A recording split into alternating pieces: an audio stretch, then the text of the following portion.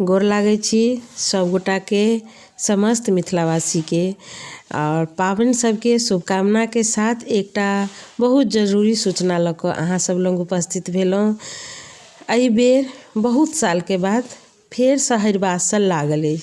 एहि बेर जे एकादशी अछि, जाहि दिन तुलसी विवाह हमसब करै छी, हरिबोधिनी एकादशी के दिन अहाँके हरिवासल लागल अछि।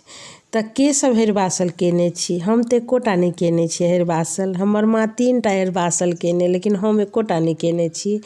तऽ एहि बेर हरिवासल लागि रहल अछि। 11 नवम्बर के नहा खेबै, 12 नवम्बर और 13 नवम्बर। 12 नवम्बर के एकादशी अछि और 13 2 दिन रहै छै और 14 के पारण हेतै। तऽ ई बहुत बड़का पाबनि अछि, बहुत बड़का।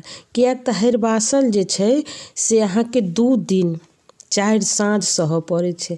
ओहिसँ पहिले नहाओ खायमे संजत करऽ पड़ै छै। संजत के मतलब दिन में खेबै पीबै सूर्य उगऽसँ पहिले और राति में नहीं किछु खेबै। ओ राइते सँ पाबनि शुरू भऽ जेतै। तऽ कहऽ के मतलब भेलै कि जे सोम के दिन में जे नहा खेबै हमसब आ दिन भरि खेबै पीबै, लहसुन प्याज सब चीज छोड़ि कऽ राति में नहीं खेबै। ओहि राति, सोम के राति, मंगल के दिन राति, बुध के दिन राति, तब जोड़ि लियौ जे कतेक भऽ गेलै। तऽ 4 1 5 साँझ लगातार सहबै। तकरा बाद छठम साँझ बृहस्पति के भिनसर में पंडित जी के खुआ कऽ हमसब पारण करबै।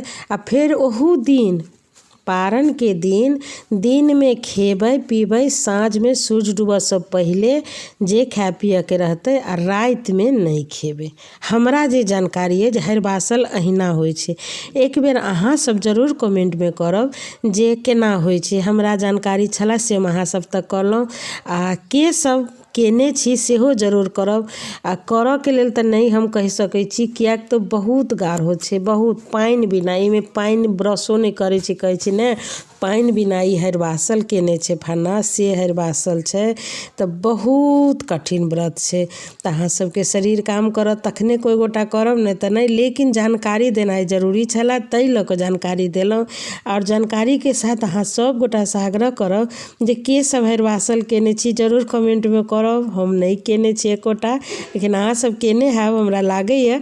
तऽ जे सब केने छी जरूर कहब। फेर सँ सब गोटा के गोर लागै छी। केना नीकेना से सबके पाबनि बीते। और नहीं हरिवासल तऽ एकादशी तऽ जरूर करै छी, हमहूँ करै छी, सब गोटा करैत हैब। तऽ एकादशी के शुभकामना सब गोटा के, तुलसी विवाह के शुभकामना अछि। जय मिथिला, जय मैथिली। सब गोटा सँ आग्रह लै छी, गोर लागै छी। अगला वीडियो में भेंट हैब।